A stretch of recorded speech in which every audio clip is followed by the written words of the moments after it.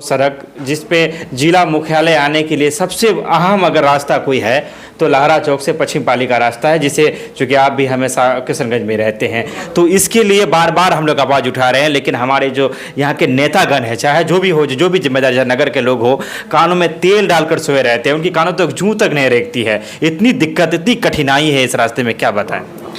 देखिए, ये किशनगंज बहादुरगंज एक मुख्य सड़क है जो जिला को जोड़ता है। कई आपको प्रखंड जो है जोड़ने वाला वो रोड है। निश्चित रूप से बहुत परेशानी होती है, हम लोग उसी रोड से आना जाना करते हैं। मैं तो यही कह रहा हूँ कि उस रोड के लिए कौन विधायक आपका जो है लिख करके चिट्ठी दिया है विभाग में? किसी ने नहीं दिया। मास्टर मुजाहिद ने लिख कर दिया है। और आपको वहाँ सबसे पहले जो है बरसात में बार बार खराब हो जाती है तो नाला की ज़रूरत है। या नगर परिषद का जो चेयरमैन है उसको भी इसमें जो है देखना चाहिए। और यहाँ के जो सांसद है, जो किशनगंज के जो विधायक है, वो भी कांग्रेस के हैं, तो उनको पहल करना चाहिए। किसी ने पहल नहीं कर रहा है। जो आपका पहल ही नहीं कर रहा तो आपका समस्या का समाधान कहाँ से होगा? अगर इसमें भी अगर समाधान करेगा तो मास्टर मुजाहिद ही कर सकता है और कोई दूसरा नेता नहीं कर सकता। ना किसी पे हमको भरोसा है। वो आपको एक एकलौता नेता आपका किशनगंज में अगर है तो मास्टर मुजाहिद है। मास्टर मुजाहिद ने लिख करके भी विभाग को दिया है।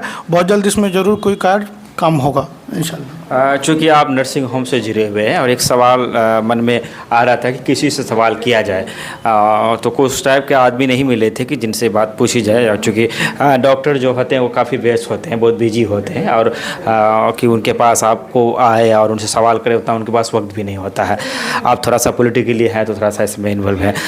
अवैध नर्सिंग होम का बार बार जिक्र किया जाता है, कुछ लोग इसको लेकर आवाज़ उठाते हैं। मैं उनकी परिभाषा को आज तक नहीं समझ पाया कि किसको हम अवैध कहें और किसको अवैध नहीं कहें। थोड़ा सा हम चाहेंगे कि ये जानकारी मैं अपने लिए पूछ रहा हूँ, क्योंकि लोग पूछ दे रहे हैं। मेरे पोस्ट पे कमेंट होता है, चूँकि हमने चलाया था कि अवैध आप किसको कहें, मुझे खुद जानकारी नहीं है। मैं चाहूँगा कि अब कुछ लोग कहेंगे कि आपको जानकारी नहीं है। अरे भाई, नहीं है तो नहीं है, जानकारी लेना कोई बुरी बात नहीं है। किसी ने कहा है कि इंसान पूरी ज़िंदगी अगर पढ़ना चाहे तो उनकी पढ़ाई मुकम्मल नहीं हो सकता। मैं थोड़ा सा चाहूँगा कि अवैध नर्सिंग होम की परिभाषा तय कर दें।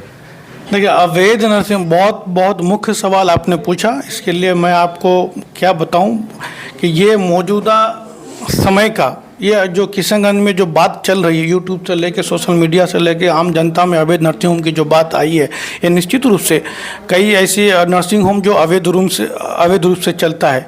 तो वो सरकार, जो आपका यहाँ का सिविल सर्जन है, उसका दायित्व है कि उसका निरीक्षण करके जो अवैध नर्सिंग होम किसको कहा जाता है तो वो मापदंड कौन तय करेगा? हम और आप नहीं करेंगे। जो प्रशासनिक पदाधिकारी है उसमें जो सिविल सर्जन है, यहाँ के जो डीएम है, यहाँ के जो भी पदाधिकारी हैं जो जिला लेवल पे हैं, वो उस पर लगातार निरीक्षण कर रहे हैं। कई हॉस्पिटल को बंद भी किया, कई हॉस्पिटल पे केस भी हुआ है।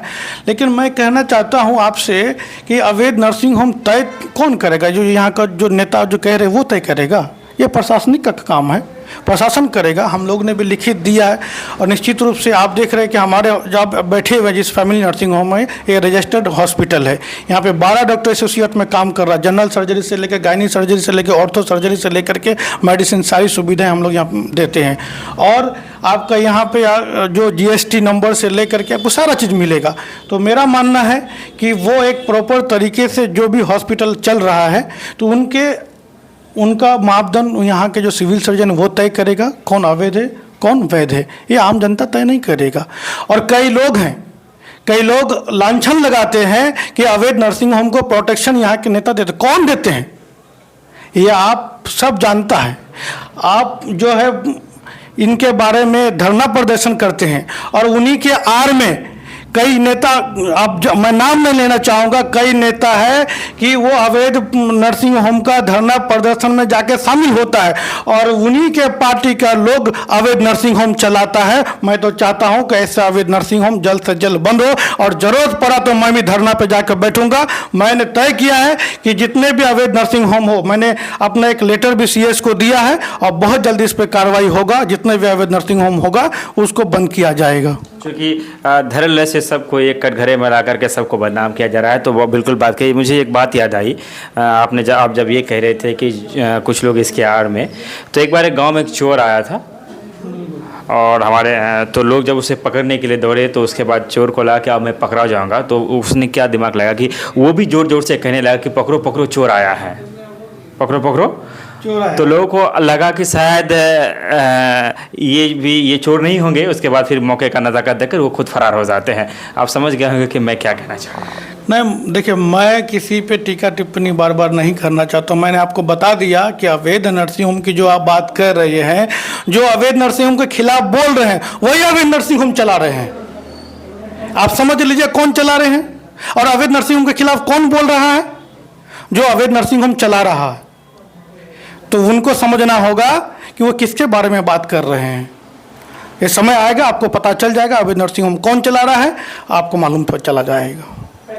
आपकी सरकार ने एक बहुत बड़ा सौगात दिया है। खरखड़ी भैरवरीपुर का जो मामला चला आपने देखा, और उसकी मंजूरी मिल गई है, टेंडर होना बाकी है, जो तमाम गणमान्य लोगों ने अपने अपने आईडी से, मौजूदा सांसद ने भी इसे पोस्ट किया है, और ठाकुर के विधायक ने पोस्ट किया है। क्या कहना चाहिए इसको?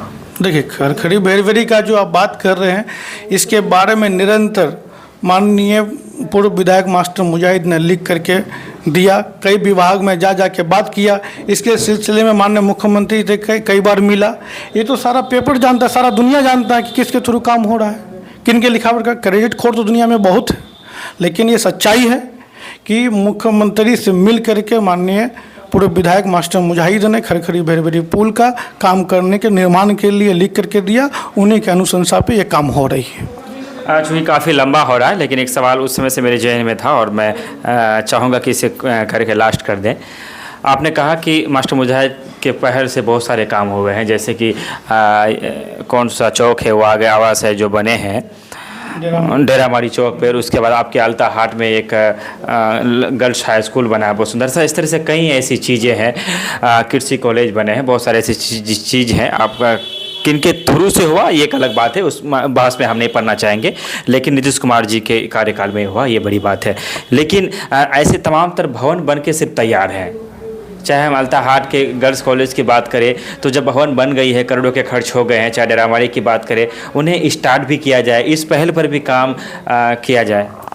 देखिए, जो आप डेरामारी का जो आवासीय विद्यालय की आप बात कर रहे हैं, ये तो जो नेक्स्ट सेशन आने वाला है उसकी बहाली प्रक्रिया भी शुरू होगी, नोटिफिकेशन भी आ गया है, बहाली प्रक्रिया शुरू हो गई है, और बहुत जल्द उसमें जो है आपका पढ़ाई भी शुरू हो जाएगा, और सारी उद्घाटन तो हो गया है। और नेक्स्ट सेशन में हमको उम्मीद है कि उसकी पढ़ाई लिखाई और वहाँ के बच्चे फॉर्म भर करके अब जो अपना अप्लाई करके वहाँ पर पढ़ाई लिखाई स्टार्ट हो जाएगा। क्योंकि बहाली प्रक्रिया एकदम चल रही है, जोर शोर पर चल रही है, बहुत जल्दी आपका इसका जो नतीजा आपके सामने आ जाएगा। अंतिम में, चूँकि आप मेडिकल से जुड़े हुए हैं, तो ऐसे बहुत सारे स्टूडेंट भी होंगे जो शायद आपकी बातों को सुन रहे होंगे, तो उन स्टूडेंट के लिए अमीन मिन्हाज क्या कहना चाहेगा जो मेडिकल की तैयारी में जुड़े हैं, चाहे वो किसी भी सेक्टर में हो, MBBS की तैयारी कर रहा हो या फिर जो भी हो दिस डेट, अगर वो मेडिकल लाइन से जुड़े हुए हैं और कोई स्टूडेंट हो, तो उनके लिए आपका क्या संदेश रहेगा? देखिए, किशनगंज से लेकर पूरा बिहार में आपको एजुकेशन के लिए जाना जाता है। सबसे ज़्यादा अगर कोई भी UPSC BPSC निकालता है तो बिहार से निकाला जाता है। और आज के डेट में मेडिकल क्षेत्र से लेकर इंजीनियरिंग क्षेत्र में बहुत लड़के हमारे यहाँ के काम कर रहे हैं। मेरा तो आपको यही संदेश है कि आप जिस फील्ड में हो उसमें ईमानदारी से आप पढ़ें, उसमें अपना ईमानदारी से अपना समय दें, इंशाल्लाह आपको ज़रूर कामयाबी मिलेगी। बहुत लोग कोटा में तैयारी कर रहे हैं, लेकिन इस बार भी हमारे यहाँ से किशनगंज से बहुत सारा नीट का जो नीट में अच्छा स्कोर लाया, बहुत सारे का एडमिशन हो रहा है।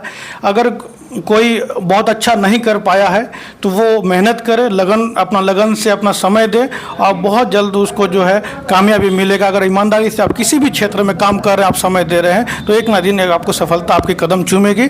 इसलिए आप ईमानदारी से पढ़ें, और जिस फील्ड में भी, चाहे मेडिकल, बहुत सारा फील्ड है, मेडिकल ही नहीं है, मेडिकल में भी बहुत तरह का है। आप अगर आपका MBBS में नहीं हो रहा तो आप BOMS कर सकते हैं, BMS कर सकते हैं। उसके बाद आपको बायोमेडिकल इंजीनियरिंग होता है, GNM का कोर्स है, NM का कोर्स है, तो OT टेक्नीशियन, पैरामेडिकल कोर्स करके भी अच्छे अच्छे सेक्टर में आपका जॉब लग जाता है। और यहाँ के लोग बहुत जागरूक हो गए। पहले तो GNM NM मुस्लिम परिवार से नहीं जाता था, लेकिन आज के डेट में हम लोग के पास हमेशा काउंसलिंग के लिए फ़ोन आते रहता है कि कहाँ एडमिशन ले। तो बहुत सारे कॉलेजेस में हम लोग ने एडमिशन भी कराया, पैरामेडिकल में एडमिशन करवाया। अगर किसी को भी इस तरह की मेडिकल से रिलेटेड कोई परेशानी हो, समझने में काउंसलिंग की ज़रूरत हो, तो आप ज़रूर संपर्क करें। हमारे साथ 12-13 डॉक्टर डॉक्टर एसोसिएट में काम कर रहे हैं, तो जहाँ ज़रूरत पड़ेगा उनको हम लोग भरपूर आपको मदद करेंगे। आप ज़रूर निश्चित रूप से आप आएँ और निसंकोच आएँ, आपको ज़रूर यहाँ से मदद मिलेगा, आपको काउंसलिंग में बहुत मदद मिलेगी। निकटतम भविष्य में कभी कोई चुनाव लड़ने का इरादा है आपका? देखिए, हम लोग काम कर रहे हैं जनता के लिए और जनता के लिए समर्पित हैं। जब समय आएगा आपको पता चल जाएगा। चलिए, शुक्रिया। आमिर मिनाज साहब अपनी बातों को रख रहे थे, बखूबी बेहतर तरीके से उन्होंने एक बेहतर कार्यक्रम दिया। हम चाहेंगे कि हम दोनों के बीच जो बातचीत हुई मर्यादित होकर के, सभ्यता में रह करके आप भी अपनी राय दे सकते हैं, ये आपका हक बनता है, लेकिन मर्यादित होकर के। विदा लेना चाहेंगे। धन्यवाद, शुक्रिया, आदाब।